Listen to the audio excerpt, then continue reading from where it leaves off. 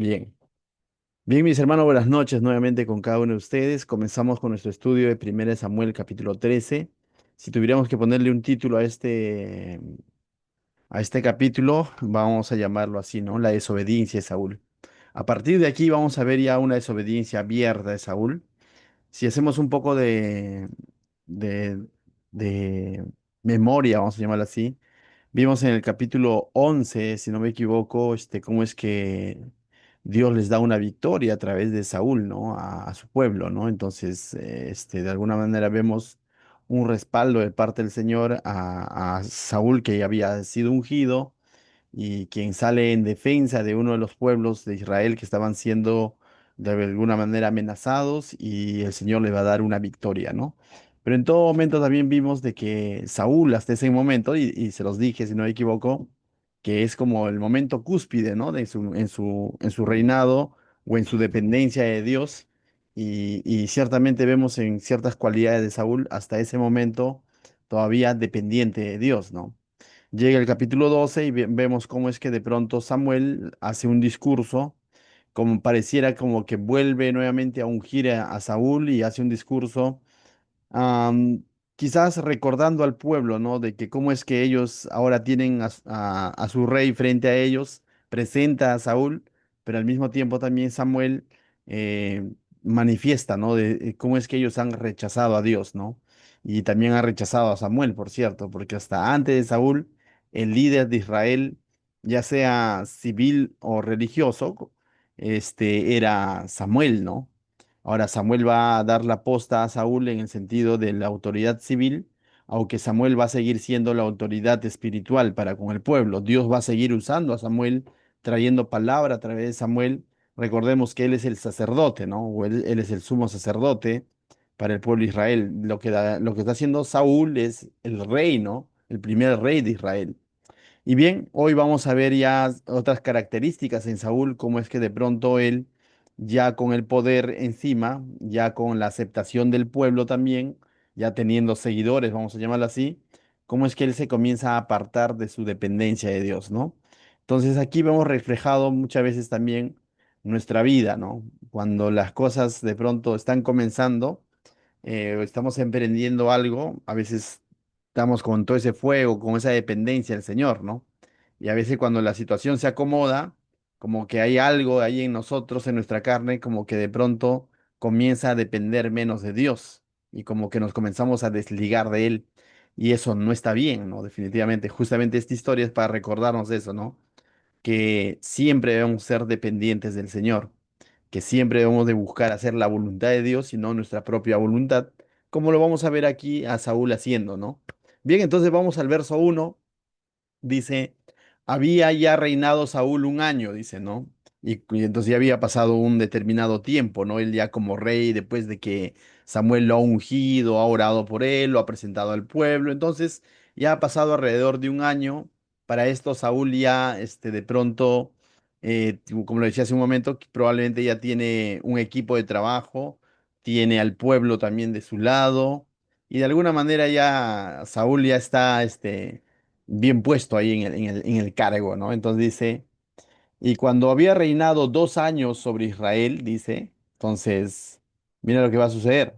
Escogió luego a 3.000 hombres de Israel, de los cuales estaban con Saúl 2.000 en Micmas, y en el monte de Betel 1.000 estaban con Jonatán en Gaba de Benjamín. Y envió el resto del pueblo cada uno a sus tiendas. Entonces vemos que Saúl se hace de un ejército.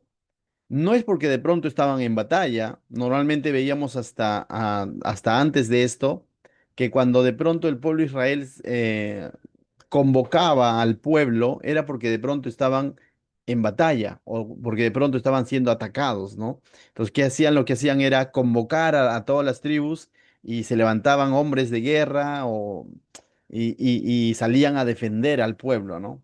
Pero aquí ya vemos a un Saúl organizándose ya como rey, haciéndose de 3.000 hombres, ¿no? Dice que 2.000 estaban con él y otros 1.000 estaban con su hijo Jonatán, ¿no? Entonces aquí es la primera vez en la que se menciona también Jonatán, hijo de Saúl, quien vamos a ver quizás más detalles en torno a él a través de estos libros, tanto de primera como el segundo de Samuel. Y vamos a ver en Jonatán, pues, un hombre valiente, un hombre leal, ¿no? Por otro lado, hijo de Saúl. Eh, pero dice también el resto del pueblo, cada uno a sus tiendas, ¿no? Entonces, no todos fueron llamados para que sean parte del ejército, pero aquí vemos de que ya se está organizando de una manera más, abierta, ¿no? No necesariamente porque estaban en batalla. Verso 3 dice, y Jonatán atacó a la guarnición de los filisteos que había en el collado. Hasta aquí esto no está mal. ¿Por qué? Porque recordemos algo. Si bien es cierto, Israel no está en batalla, pero ha sido conquistado por los filisteos. Hasta ese momento ellos tenían una especie de paz con los filisteos, pero era una paz a la fuerza, pues. Era una paz de sometimiento. Y me adelanto a decirlo esto porque más adelante vamos a ver características, ¿no? Entonces, estaban en paz con los filisteos, pero el pueblo de Israel como tal estaba limitado por los filisteos. Los filisteos los habían no conquistado del todo, pero los tenían como condicionados, ¿no? Entonces era una paz, por así decirlo, ¿no? A la fuerza, vamos a decirlo, ¿no? Entonces, ¿qué es lo que hace Jonatán? Atacó a la guarnición de los filisteos, ¿no? Hace una especie de ataque y esto despertó a los filisteos, ¿no? Entonces aquí vemos a un Jonatán diciéndole ya no o declarándoles la guerra nuevamente a los filisteos, ¿no? Como diciendo, basta ya de sus atropellos o basta ya de su sometimiento, ¿no? Entonces, por ahí vemos cierta valentía en Jonatán y cierta iniciativa, ¿no? De entender de que si ellos tienen al Dios de Israel, no tenían por qué vivir sometidos a los filisteos, ¿no? Entonces, lógicamente, esto va a causar ahora una reacción de parte de los filisteos. Dice, y lo oyeron los filisteos e hizo Saúl tocar trompeta por todo el país diciendo, oigan los hebreos. Entonces se pone una alerta de batalla, ¿no? Una alerta de guerra contra los filisteos, ¿no? Entonces, verso 4 dice, y todo Israel oyó que se decía, Saúl ha atacado a la guarnición de los filisteos y también que Israel se había hecho abominable a los filisteos, y se juntó el pueblo en pos de Saúl en Gilgal. Pregunto, ¿quién había atacado a los filisteos? Era Jonatán, ¿no? Pero pareciera que de pronto aquí Saúl como que está usurpando esa valentía de Jonatán, su propio hijo, ¿no? Y como que él quiere ser el protagonista y de pronto anuncia al pueblo y el pueblo dice, y todo Israel oyó que decía, Saúl ha atacado a la guarnición de los filisteos. Y este va a ser algo característico en Saúl, ¿ya? Que siempre va a buscar de alguna manera notoriedad, ¿no? Más adelante va a venir, va a levantarse, más adelante se va a levantar un hombre que va a tener más notoriedad que él. Me adelanto a decirlo, ¿no? Más adelante veremos que el pueblo comenzará a decir, Saúl mató a 1000 y David mató a 10.000 y eso va a sacar a relucir lo que Saúl tenía en su corazón, ¿no? Una envidia, un celo tonto, ¿no? Más allá de entender que es uno de sus generales porque David para ese entonces era como uno de sus hombres valientes. Más allá de eso, él va a entrar con un celo con David, ¿no? Y desde acá ya vemos esos rasgos, ¿no? El que tomó esta iniciativa valiente de decirle ya no al sometimiento de los filisteos fue Jonatán. Y eso es bueno también, ¿no? Y estaba bien, hasta ese punto yo no lo veo que esté mal, porque entendamos, ellos han sido liberados de la esclavitud y no tenían por qué quizás no estaban siendo esclavos abiertamente los filisteos, pero estaban siendo sometidos. Muchos de sus derechos se les habían recortado y lo vamos a ver más adelante, ¿no? Estaban condicionados, ¿no? Entonces Jonatán toma esta iniciativa, ¿no? Y aunque sabemos que esto le va a traer consecuencias, vamos a decir, va a traer problemas, pero es necesario, ¿no? Mis hermanos, como una pequeña aplicación, ¿no? Tú y yo hemos sido liberados del pecado, ya no somos esclavos del pecado. Por tanto, ya como cristianos no tenemos por qué de pronto estar atados a algún tipo de pecado, no podemos por qué estar atados a un tipo de vicio, ¿no? ¿Me dejo entender? Tenemos que tener, casi como Jonatán, esa valentía de decirle no, porque yo tengo al Dios de Israel, ¿no? Porque yo tengo al Dios, al Señor, al victorioso, al que ha vencido, ¿no? Entonces, es triste de pronto. ah, o es de débiles vivir sometidos a enemigos espirituales, ¿no? Nuestros enemigos hoy en día no son hombres, no son filisteos, pero hay enemigos espirituales, la carne, el diablo, el mundo, ¿no? Entonces es triste que como cristianos nosotros vivamos sometidos a este mundo, sometidos a nuestra propia carne, sometidos al diablo, ¿no? Eso no está bien. Tenemos que llenarnos de valentía y valor, así como Jonatán, y hacerle frente al enemigo, ¿no? O sea, entendiendo que el que nos va a defender es el Señor, ¿no? Entendiendo que el que nos va a defender y que va a ir delante de nosotros y va a vencido a nuestros enemigos espirituales es nuestro Señor, ¿no? Entonces, eso como un paréntesis a todo esto, ¿no?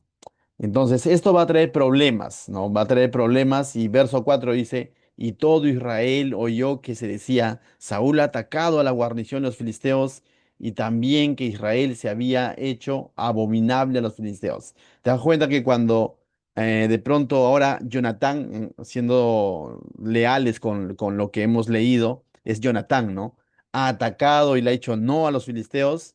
Esto va a volver al filisteo, al enemigo dice como que lo va a ver mal a los israelitas, ¿no? Dice, y también que Israel se había vuelto abominación a los filisteos. Y se juntó el pueblo en pos de Saúl en Gilgal, ¿no? Entonces, verso 5, ¿no? Vamos al verso 5 ahora dice. Entonces los filisteos se juntaron para pelear contra Israel. ¿Te das cuenta? Entonces, va a haber una respuesta. Mis hermanos, cuando tú le dices no a tu enemigo espiritual, el mundo, el mundo no se va a quedar quieto. Cuando tú le dices no a tu carne no se va a quedar quieto. Por eso la Biblia nos insta a velar, ¿no? A ser diligentes en nuestra manera de andar, ¿no? Entonces, por eso la Biblia dice que debemos de vivir perseverando en las cosas del Señor. ¿Por qué? Porque el decirle no al pecado no solo es de un día, es de todos los días. Entonces aquí vemos que la tentación, el enemigo, el mundo, no se va a quedar de brazos cruzados, como aquí, ¿no? En esta historia podemos ver, entonces los filisteos se juntaron para pelear contra Israel, porque ellos lo que querían era tenerlos sometidos, ¿no? Mira cuántos se juntan, ¿ah? Hemos visto hasta ese momento que Saúl había reunido 3000, ¿no? 2000 con él y 1000 con Jonatán. Pero mira la cantidad de hombres que tenían los filisteos, ¿no? Entonces lo va a superar, pero exponencialmente, dice. 30.000 carros, 6.000 hombres de a caballo y pueblo numeroso para la arena que está a la orilla no, como la arena que está a la orilla del mar, incontable, ¿no? Y subieron y acamparon en Micmas, al oriente de Bet Aven, cerca donde estaba Saúl con sus 2000, ¿no? Entonces, definitivamente, a simple vista, el enemigo era mucho más poderoso. Tenía un enorme ejército y ahora están enfurecidos por lo que ha hecho Jonatán, ¿no? Esto definitivamente debería de causar tres cosas. Uno, cuando tú ves algo así, hay tres posibilidades. Uno, que Saúl se rinda y se someta a los filisteos. Dos, que él pelee en sus fuerzas, ¿no? Con sus 2000 o 3000 y termine mal. Y tres, es invocar a Dios. Pregunto, ¿cuál es la mejor opción? Creo yo, la tercera, ¿no? Por lo que ya vemos, no es la voluntad de Dios de que se rindan al enemigo. No es la voluntad de Dios que nos rindamos al pecado, a la tentación, por más fuerte que sea. Tampoco es la voluntad de Dios que peleemos en nuestras fuerzas, sino que es, dice, que le pidamos a Él, que acudamos a Él, ¿no? Entonces, que nos sometamos a Él. Entonces, esa era la única, de esas tres posibilidades, la segura era que ellos invoquen al Señor, que Él busque a Dios. Todavía Samuel está vivo y todavía Dios puede hablar a través de Samuel a su pueblo y al rey.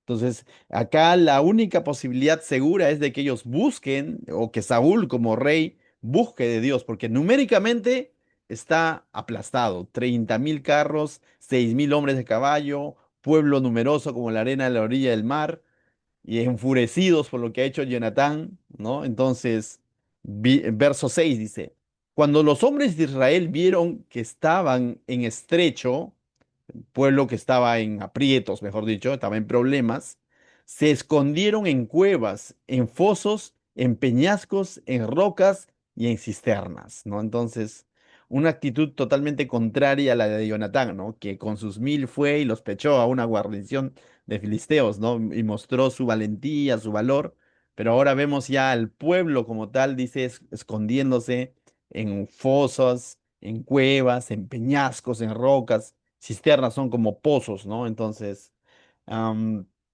vemos de alguna manera un pueblo cobarde en el sentido, o también un pueblo más que cobarde, un pueblo incrédulo, ¿no? ¿Por qué? Porque entendamos, tiempo atrás, un año, 2 años atrás, capítulo 12, Samuel ha dado un gran discurso histórico al pueblo y a Saúl, a los ancianos de Israel, a los líderes, les ha dado un discurso histórico. Y en ese discurso histórico que él les ha dado, esa narración, les ha dicho cómo es que Dios, quien era su rey, a quien ellos han desechado, los ha traído desde que estaban en Egipto y les ha hecho toda la narración, ¿no? Y cómo es que cada vez que ellos se metían en problemas, clamaban a Dios y Dios levantaba un líder, levantaba un Sansón, un Gedeón y de pronto de algo improbable sacaba una victoria.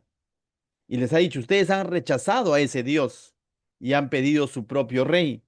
Pero aún así, vimos cómo terminaba ese discurso. Básicamente, voy a parafrasear el discurso, básicamente les ha dicho, comencemos de nuevo. Si ustedes obedecen la palabra de Dios, si ustedes se someten al Señor y ustedes y su rey, el Señor estará ahí con ustedes. Habrá victoria. Pero si ustedes hacen caso omiso a la voluntad, a la voz de Dios, perecerán. Entonces, ellos tienen esto que Samuel les ha dicho. Entonces, pero aquí vemos su reacción escondiéndose en fosas, en peñascos, en cuevas, en rocas, en cisternas, teniendo ya la promesa de Dios. Esto no está siendo un castigo de Dios, porque Dios le ha dicho, comenzamos, volvamos a comenzar, ¿no? Comencemos de cero. Y veíamos la misericordia de Dios con ese pueblo. De tal manera que Saúl tiene una nueva oportunidad, el pueblo que ha desechado a Dios como su rey, tiene una nueva oportunidad.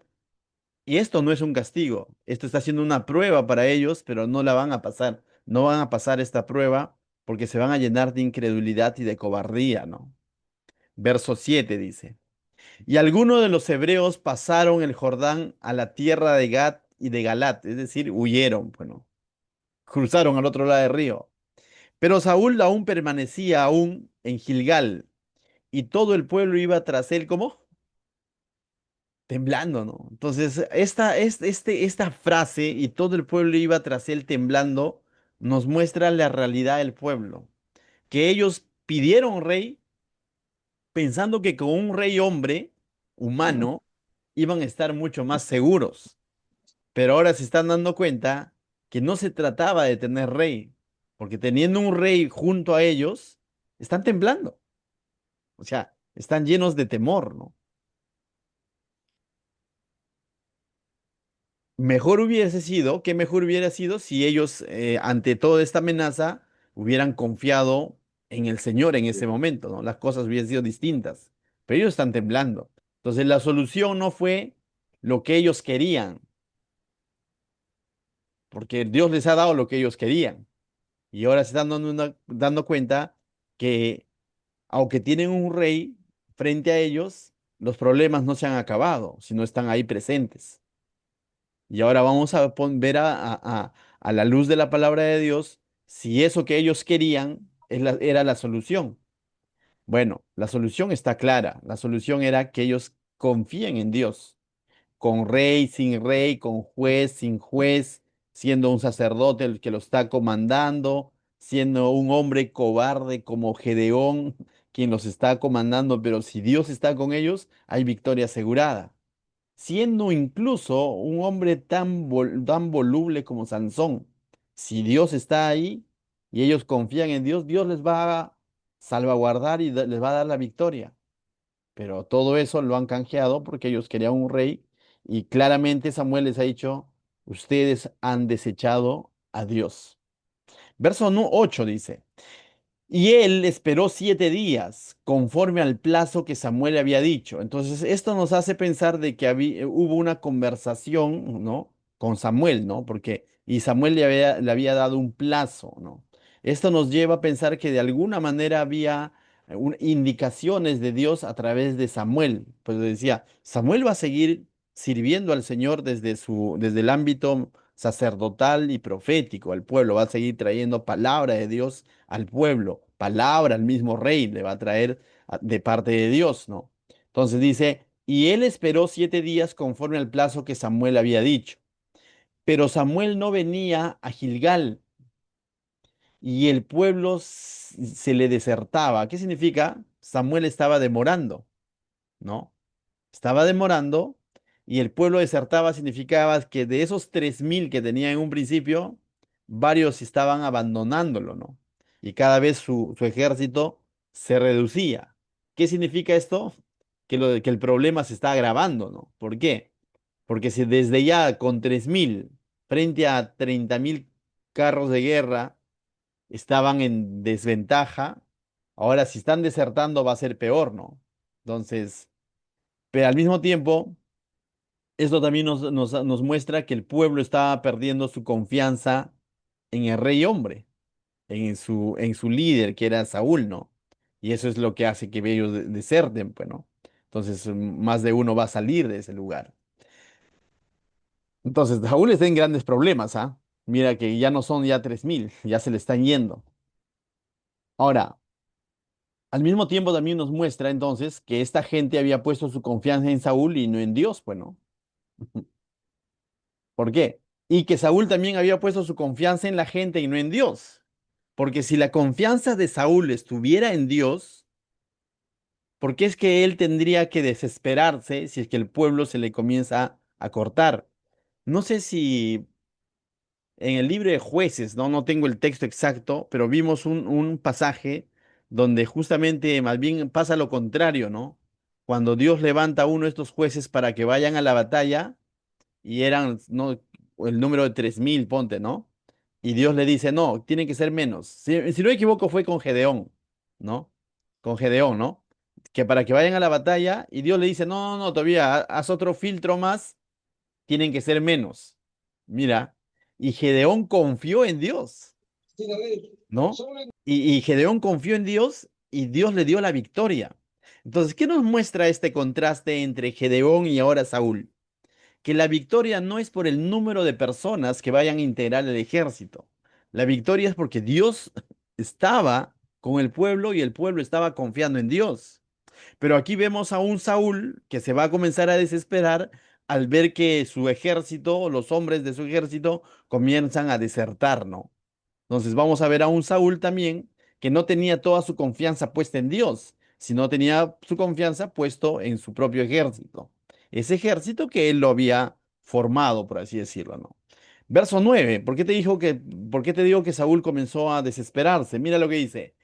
Verso 9 del capítulo 13, para los que están conectando.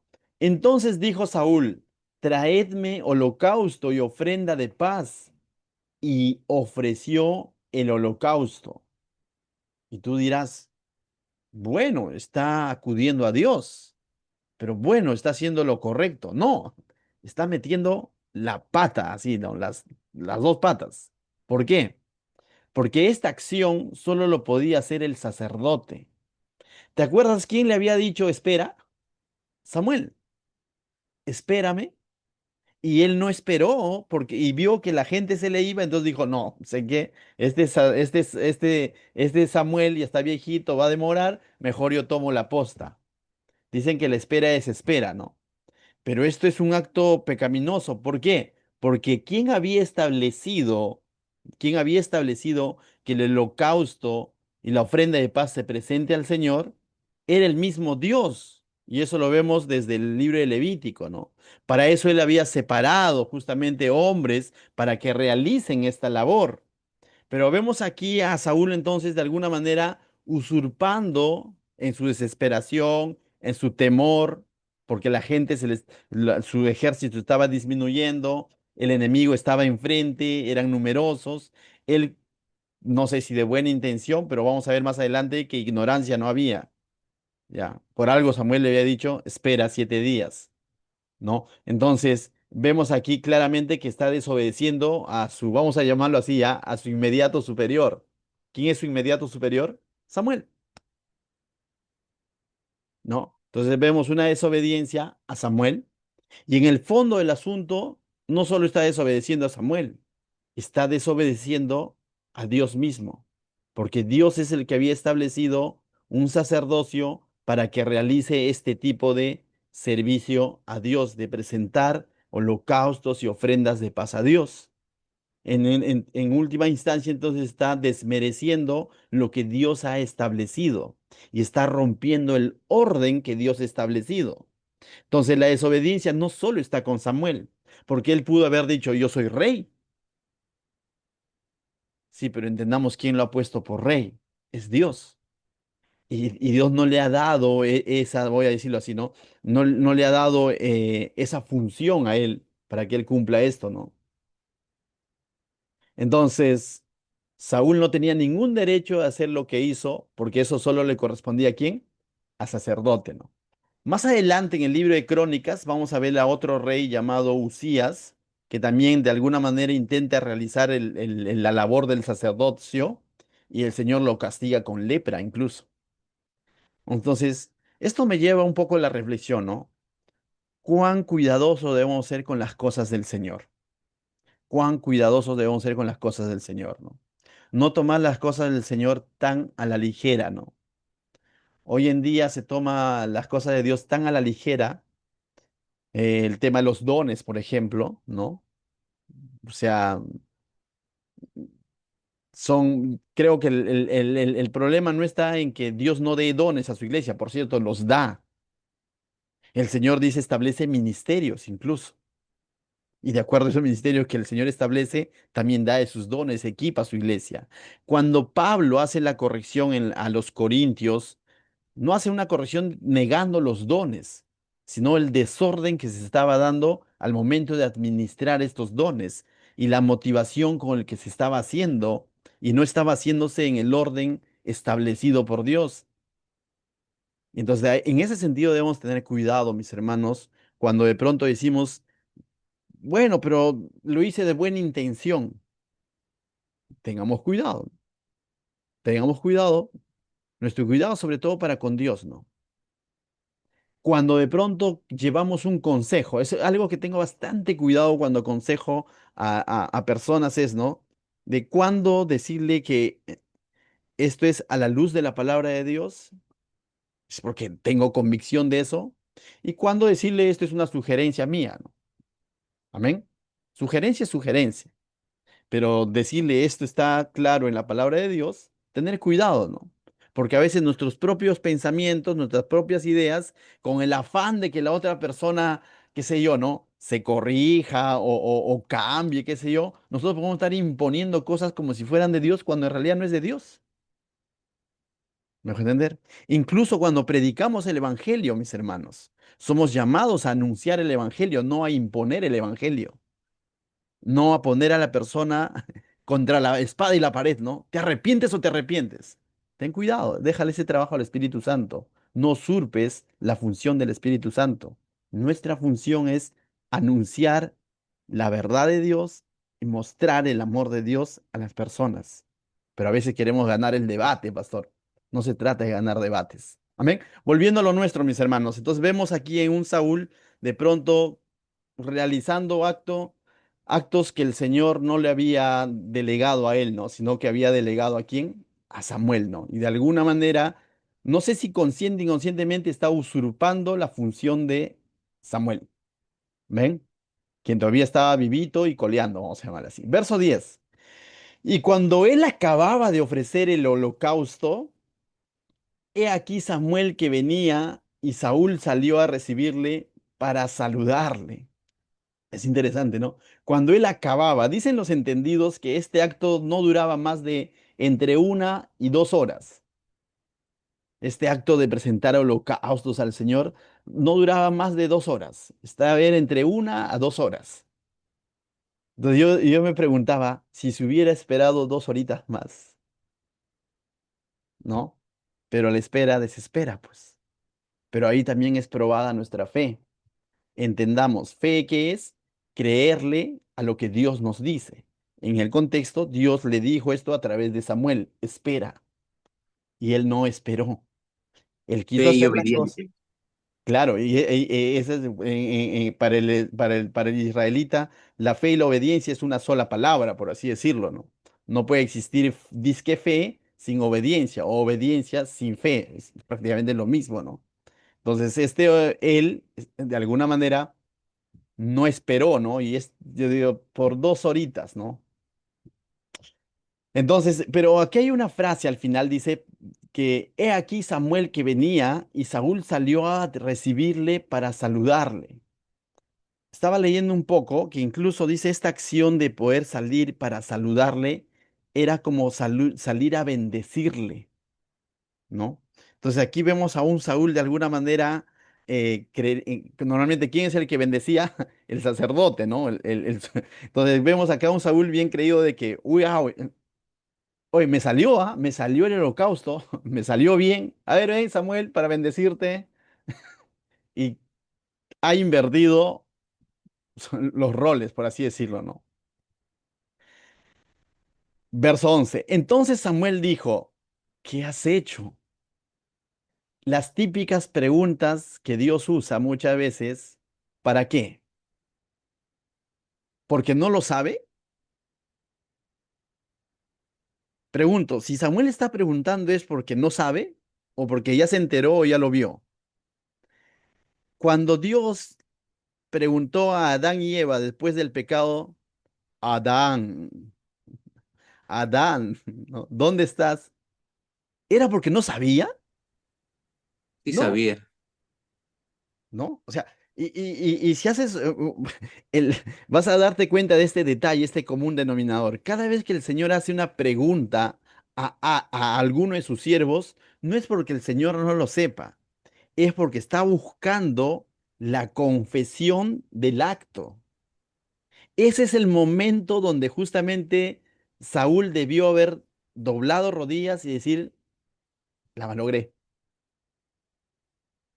dile a Dios que me perdone, clama por favor.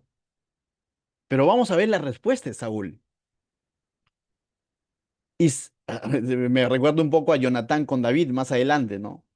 Le cuenta lo del corderito y todo, y el otro ni entiende, ¿no?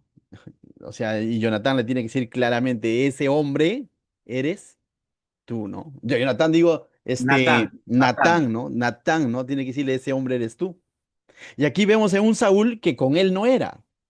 Y dice, y Saúl respondió, la típica, ¿no? Acá estaba con el síndrome de Eva y de Adán. Mira, no sé, yo creo que la gran mayoría ya se lo conoce las respuestas de Eva y Adán, ¿no? ¿Qué dice Adán? Adán, ¿qué hiciste? ¿Por qué comiste del fruto? ¿Qué dice? La mujer que tú me diste. La primera excusa, ¿no? Eva, y dice, la serpiente, ¿no? Entonces, me dejo entender, ¿no? Y el famoso dedo acusador, ¿no? Y le dice a la serpiente, serpiente, y se le dice que la serpiente no tenía dedo a quien acusar. Bien, entonces, pero aquí mira, Saúl respondió, porque vi que el pueblo se me desertaba. Primera excusa, vio que el pueblo se le estaba yendo. Su confianza estaba en el pueblo. Y él usó el holocausto, todo esto como una manera de retener al pueblo, ¿no? O porque su confianza estaba en que si somos menos, vamos a perder la batalla. Entonces, ¿por qué está presentando un sacrificio? Es algo contradictorio, ¿no? Porque el sacrificio, la ofrenda de paz están presentándosela al Señor, ¿no? Justamente como esa muestra de que están confiando en Él y están en comunión con Él, y Él es quien va a ir delante de ellos y le va a entregar a sus enemigos en sus manos y todo lo demás, ¿no? Tenía una connotación antes de iniciar la batalla, ¿no? Están confiando en Dios, pero Él está haciéndolo porque el pueblo se le está desertando. Su confianza está en el número de personas, no necesariamente está en Dios. Y que tú no venías dentro del plazo señalado. La culpa lo tiene Samuel por tardón. Sí, ¿no? O sea, la culpa lo tiene Samuel por tardón. Mis hermanos, son excusas que está poniendo Saúl. Mis hermanos, esto va a pasar muchas veces, e incluso en nuestro diario vivir. por alguna razón no va a llegar la persona, por alguna razón, no sé, ¿no? Alguien me dijo tiempo atrás, no voy a revelar su nombre, ya no está, ya no está entre nosotros, lo estimo mucho, lo pongo como ejemplo didáctico ya. Estaba luchando con un pecado, esta persona, y habíamos quedado que cada vez que de pronto le venía la tentación, le decía, llámame a cualquier momento. ¿Me dejo entender? En cualquier momento llámame y oramos, ¿no? Y de pronto, pues ya pasó y veo llamadas perdidas, pero ya en la noche digo, uy, me estuvo llamando, le llamo, ¿no? Le digo, ¿qué pasó? Pastor, por su culpa ya pequé, usted no me contestó. Y acá lo veo la culpa tiene el pastor por no contestar, pues, ¿no? Porque es porque su confianza puso en la acción de llamar, no en el Señor, ¿no? O sea, me dejo entender y acá le está diciendo, porque tú no venías dentro del plazo señalado. Pastor, ¿por qué no hizo estudio el día de ayer? Porque si hubiera hecho usted estudio el día de ayer, no hubiera ido a hacer eso. Que tu confianza no esté en el estudio, mi hermano. Tu confianza tiene que estar puesta ¿en quién? En el Señor. Dice, otra excusa. Y que los filisteos estaban reunidos en Micmas, ¿no? Entonces estaban cerca a él, ¿no? Entonces su miedo, ¿a quién? Hacia los filisteos, ¿no? Entonces vemos una excusa tras otra excusa, ¿no? Entonces aquí en Saúl vemos ese clásico ejemplo de crear excusas, básicamente, y el que crea excusas es el que en el fondo no está mostrando arrepentimiento. No sé si te ha pasado, ¿no? Eso sucede de persona a persona, ¿no? Que cuando conversamos, si alguien ha faltado en algo, o vamos a decir, la malogró o hizo algo mal y te pone una excusa tras otra excusa, lo que está haciendo es excusarse, no está reconociendo su falta. ¿Me dejo entender? Y eso es un sinónimo o es una muestra de orgullo, porque el orgullo va a ser justamente eso que entorpece nuestro arrepentimiento, por ende también nuestra restauración.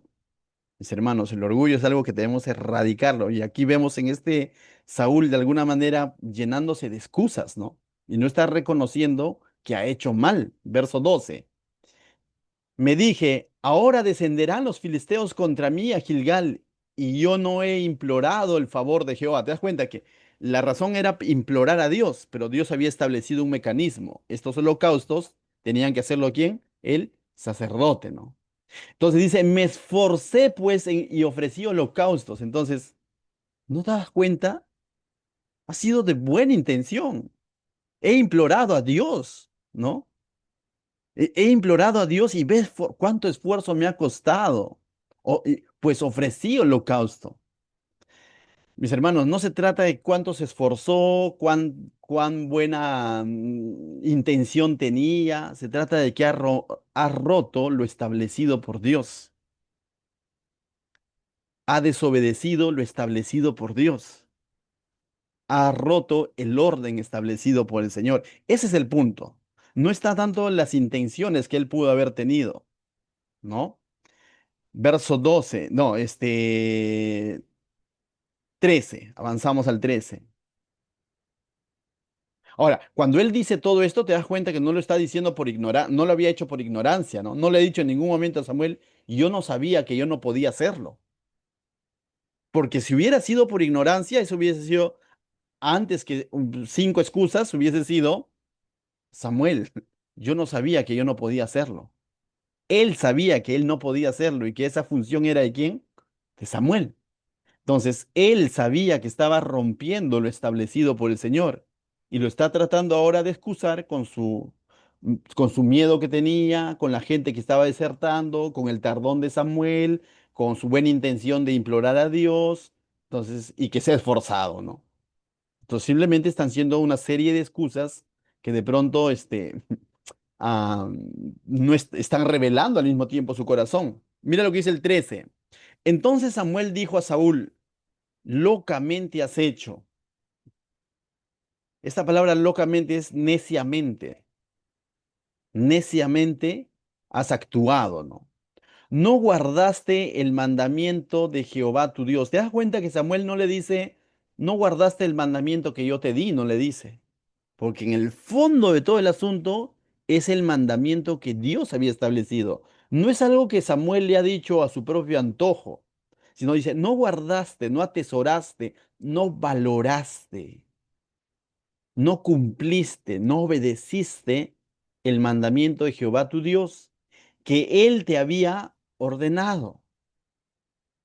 Está clarísimo que cuando Samuel le ha dado estas indicaciones de quién va a presentar el holocausto, Samuel no lo ha hecho en su propio razonamiento, Samuel lo ha hecho con la autoridad de parte de Dios, diciendo, del Señor ha establecido, y para eso supongo que le ha sacado Levíticos y le ha leído todo el asunto, ¿no?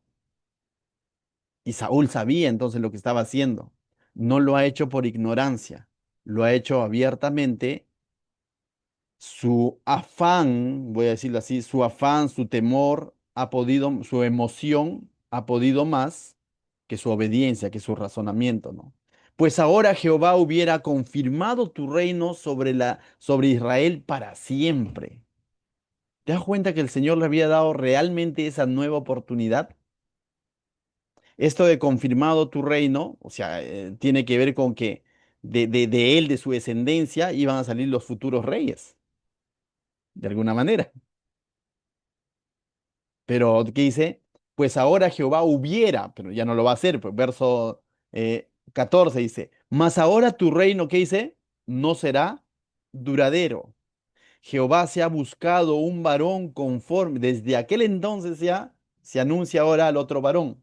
Jehová se ha buscado un varón conforme su corazón, al cual Jehová ha designado para que sea príncipe sobre su pueblo, por cuanto tú no has guardado lo que Jehová te ha mandado. Está claro, ha desobedecido lo que Dios le había ordenado, no ha guardado lo que Jehová ha mandado.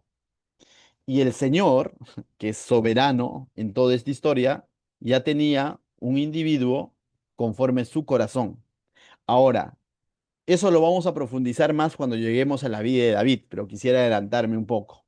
Cuando dice que es un hombre conforme al corazón de Dios, no es que David era el hombre perfecto, sino que es un hombre que el Señor mismo lo ha escogido, conforme su voluntad. No está garantizando perfección, sino lo que está diciendo, ese es el que yo escogí. Ese es conforme mi corazón. Porque a veces decimos, no, David cometió pecados tremendos, familiares tremendos. Entonces, sino que este hombre que Dios iba a levantar estaba conforme al propósito que Dios tenía. ¿Cierto? Pues de ese linaje vendrá nuestro Señor, el Mesías, ¿no? Es interesante. Pero bueno, corto nada más ahí. Entonces, vemos claramente aquí algunas cosas, ¿no? Aunque el Dios va a rechazar de alguna manera, aunque todavía David, digo, Saúl todavía va a reinar, no se acaba su reinado aquí, va a reinar unos años más, se tiene que levantar David y todo lo demás, pero ya tiene establecido de que no va a ser para siempre, de que no va a ser duradero, ya tiene un reemplazo conforme su corazón, ¿no? Pero de alguna manera, oye, lo está rechazando a Saúl. El Señor es soberano. Te cuento, en Segunda de Crónicas hay otro rey que va a usurpar la función del sacerdote y le va a llenar de lepra. El Señor es soberano, el Señor es justo. Quizás a nosotros nos puede parecer, pero ¿por qué tan exagerado? No era un pequeño, no era un pecado tan... Fue un pecado abiertamente contra lo que el Señor había establecido. Recordemos un poco ministerialmente cómo Moisés también lo mandan al banquillo de los suplentes, ¿no? Ministerialmente hablando. ¿Por qué? Recordamos un poco, ¿no? Cuando el Señor le dijo, le hablarás a la roca, ¿y qué hace Moisés? ¡Pum, pum!, ¿no? Y le reclama, le increpa al pueblo, ¿no? ¿Hasta cuándo tengo que darles agua? Y se pone en posición de Dios, cuando el que daba el agua era Dios, no Moisés. Cuando el siervo de Dios, ¿no?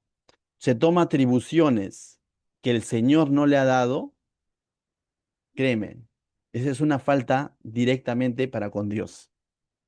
¿Cuánto temor debemos tener los siervos de Dios cuando hagamos la obra de Dios? No es un cualquier trabajo, no es cual, como decía alguien, ¿no? No es nuestra chacra, es la iglesia del Señor, es el cuerpo de Cristo. Cuando tratamos con las personas, no son cualquier personas, son las ovejas del Señor, son los hijos de Dios. Entonces, los siervos tenemos, no estoy hablando de pecado grande, pequeño, sino tenemos una responsabilidad con Dios cuando de pronto vamos a ejercer la función. Así como a veces se habla de la honra del siervo de Dios y todo lo demás, pero hay una gran responsabilidad, mis hermanos. En ese sentido, cuán temerosos, cuán dependientes debemos ser siempre de nuestro Dios en nuestro ejercicio ministerial. Y cuando digo siervo de Dios, no me refiero solo a pastores, me refiero a todo aquel que está sirviendo a Dios. Cuánta responsabilidad tienen Gisela, Keila, Patricia cuando tratan con los adolescentes cada sábado. Cuánta responsabilidad tiene Sofía cuando enseña a los niños cada domingo. Y así cada uno de ustedes, mis hermanos. Julito y todos los demás. Tenemos responsabilidad con Dios. No me voy a cansar de decir esto. Servir a Dios es un privilegio y hagámoslo con temor, con temblor, con gozo. Amén. Servir a Dios no es cualquier cosa. Entonces vemos estas disciplinas del Señor que a algunos quizás les parece algo exagerado, pero no está siendo exagerado. Nuestro Dios es un Dios santo, es un Dios justo, es un Dios soberano, es un Dios omnisciente, omnipresente, se lo sabe todo. Y de pronto le está cortando las alas a rey Saúl. Pero ¿sabes qué? No está rechazando a su pueblo. Es más, no va a abandonar a su pueblo, porque ya le tiene un rey. ¿Te has dado cuenta de eso? ¿Por qué? Porque por otro lado vemos la fidelidad de Dios a su palabra. Y el Señor había dicho que el pueblo de Israel es su especial tesoro. Los va a hacer pasar por pruebas, producto de su pecado, todo lo demás, pero finalmente el Señor va a sacar adelante su pueblo a través de todos estos años, hasta que viene el Señor Jesús de este pueblo, ¿no? Entonces vemos ahí aquí claramente que aunque ya fue tachado Saúl, Israel sigue todavía siendo considerado por el Señor, porque ya le tiene un nuevo rey. Debido a que el Señor dice amaba a Israel, ¿no? Su especial tesoro, ¿no? El Señor mismo los ha llamado, los ha escogido. Bien, avanzamos. 15 dice. Y levantándose Samuel, subió de Gilgal a Gaba de Benjamín. Es decir, Samuel se va. ¿Te das cuenta? Samuel se va. Estaban en Gilgal y él se va a Gaba y lo deja ahí a Saúl. Y esto como que a mí me trae un poco decir, ah, y de alguna manera Samuel está representando esa voz de Dios, ese respaldo de parte del Señor, ¿no? Y con esto con este acto lo que Samuel está diciendo es decir, Dios no es partícipe de esto. Bueno, una de las salmos que más me impacta son los salmos del rey David cuando estaba en pecado, definitivamente, Salmo 51. ¿Qué dice el Salmo 51? Cuando el rey David estaba en pecado, dice, contra ti he pecado. Y no le dice, perdóname, mira, dame una nueva oportunidad. No, lo que le dice es, no apartes de mí tu espíritu. Es decir, no apartes tu presencia en mí. Dicen que el momento más triste, ministerialmente hablando, para una persona es cuando el Señor ya no lo respalda. Cuando, no estoy hablando de salvación, por cierto, sino estoy hablando del respaldo, de la presencia de Dios respaldando a su siervo. Ese momento debe ser el momento más triste de un siervo, cuando sabe que el Señor ya no lo respalda. Y aquí vemos que el respaldo de parte del Señor, que era aquí quizás de alguna manera materializado, puesto en Samuel, se va, ¿no? Se aparta. Me recuerda un poco a José, como contraste. José pasó por pozo, le metieron a un silo, lo golpearon, lo vendieron, estuvo en la cárcel acusada por la esposa de Potifar y todo, pero la Biblia dice, y Dios estaba con José. Qué chévere. Creo que ese es el momento más glorioso de toda persona. fuese cual fuese la circunstancia, saber que el Señor está contigo, saber que el Señor te está respaldando en lo que estás haciendo y no pensar o saber que el Señor sacó su respaldo de lo que estás haciendo, porque lo estás haciendo en tus fuerzas, porque lo estás haciendo conforme a tu voluntad. Hoy en día podríamos asemejar eso a el Espíritu Santo contristado. Sigues teniendo tu libre albedrío, tú tienes libertad para hacer lo que quieras, a tu manera, emprender cosas para el Señor, a tu manera incluso, con motivaciones equivocadas. La pregunta es, ¿el Señor se estará complaciendo de lo que estás haciendo? ¿Me dejo entender? Entonces, mis hermanos, me da mucha tristeza al ver esto, ¿no? Y dice, se levantó Samuel, subió a Gilgal y Gaba. Y Saúl contó la gente, y Saúl se queda contando ¿qué? Su gente. Saúl dice, y Saúl contó la gente que se hallaba con él, o sea, se queda todavía confiando.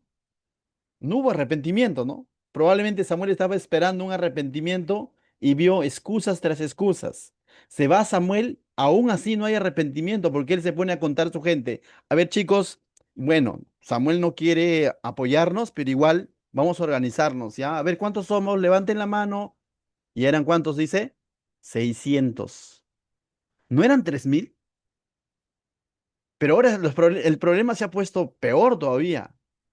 Porque antes eran 3000, igual estaban en desventaja frente a 30.000, ¿sabes?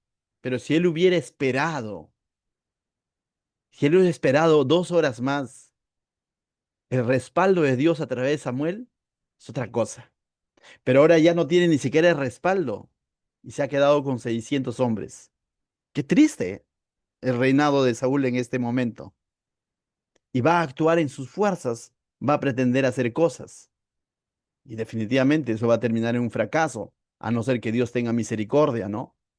O a no ser que él venga en arrepentimiento al Señor. 16. Dice, Saúl pues y Jonatán su hijo y el pueblo que con ellos se hallaba se quedaron en Gaba de Benjamín. Samuel se fue, ¿no? Dice. Pero los filisteos habían acampado en Micmas y salieron merodeadores del campamento de los filisteos de 3 escuadrones. Un escuadrón marchaba en el camino de Ofra hacia la tierra de Sual. Primer escuadrón, mira. 18, segundo escuadrón. Otro escuadrón marchaba hacia el Betón Orón y el tercer escuadrón marchaba hacia la región que mira al valle de Seboín, hacia el desierto. Definitivamente que los filisteos tenían muchas tropas, ¿no? 3 escuadrones. Ahora los filisteos los van a poder atacar a su antojo. Y mira, y para que veas peor todavía las condiciones ahora. 19. Y toda la tierra de Israel no se hallaba herrero. Es decir, dentro de la tierra de Israel no había israelita que sea herrero. ¿Qué es un herrero? Un herrero es el que, vamos a decirlo así, el que fabricaba las herramientas y las armas de metal, de hierro. Porque los filisteos habían dicho, para que los hebreos no hagan espadas o lanza. ¿Te acuerdas que decían en un principio, es un momento en el que ellos estaban siendo sometidos por los filisteos y Jonatán valientemente se ha levantado, pero hasta que Saúl metió la mano y malogró todo? ¿Por qué? Porque acá nos está dando un poco más el contexto.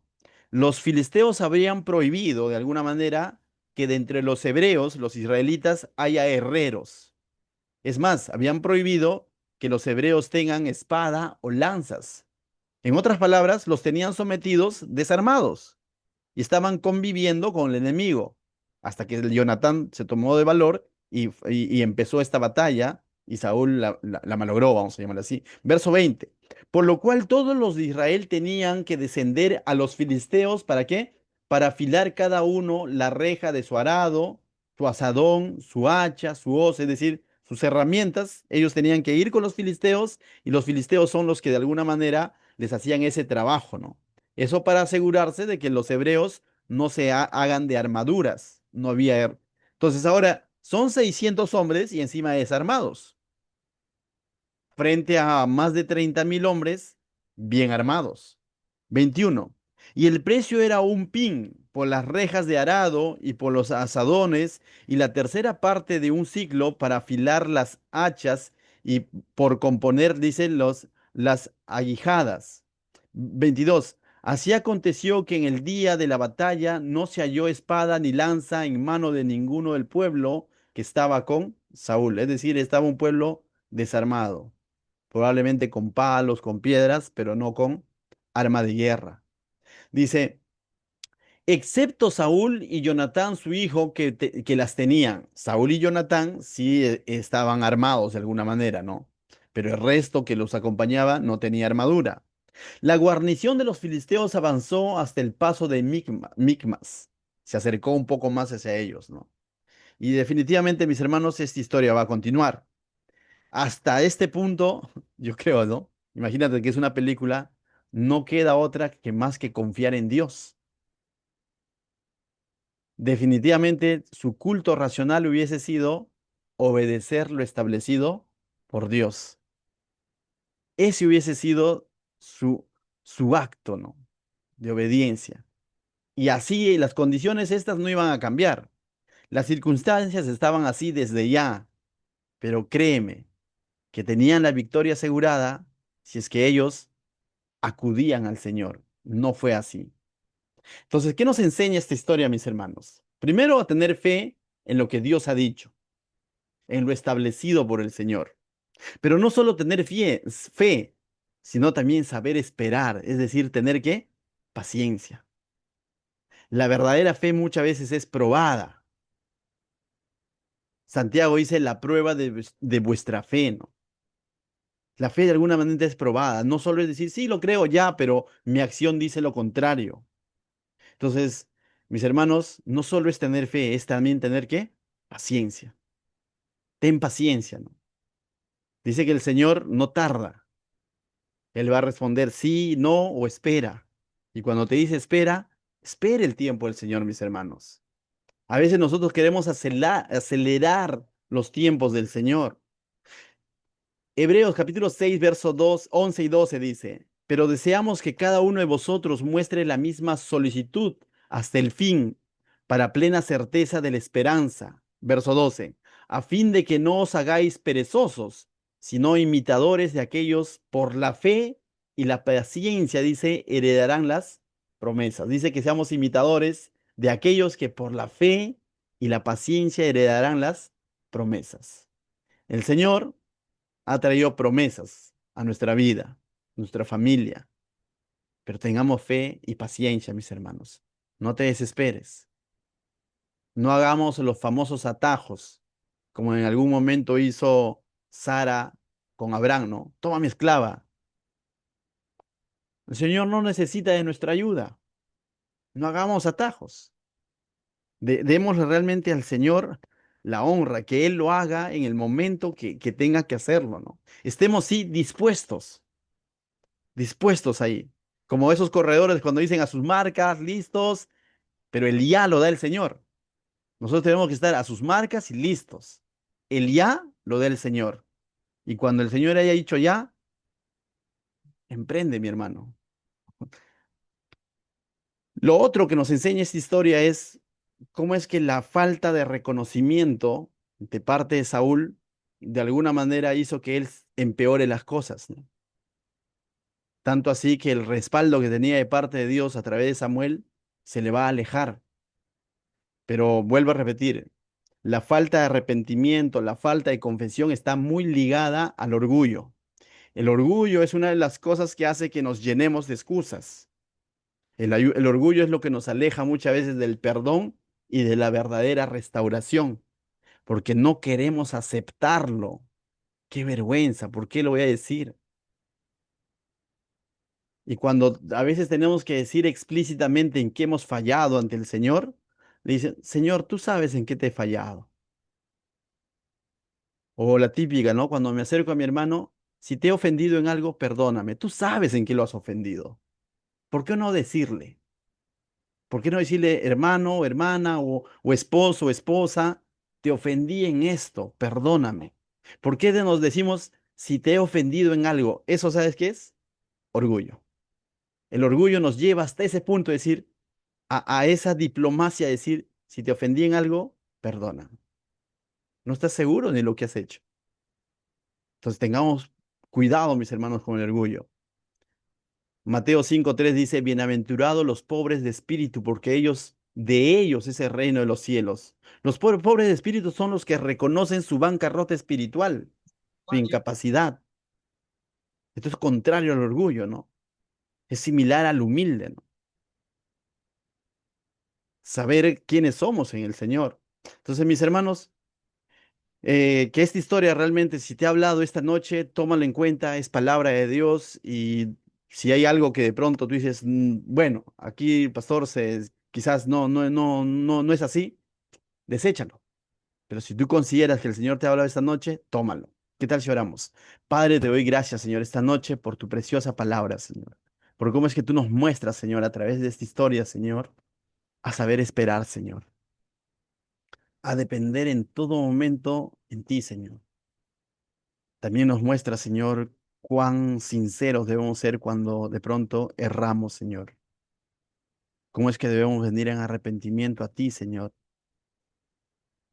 Y debemos de confesar nuestros pecados, Señor. Tu palabra dice que el que confesare vuestros pecados tú eres fiel y justo para perdonar nuestros pecados, Señor, y limpiarnos, Señor, de la maldad. Ayúdanos, Señor, a tener corazones humildes, sencillos, y sobre todo dependientes y obedientes a ti, Señor. En el nombre de Jesús. Amén.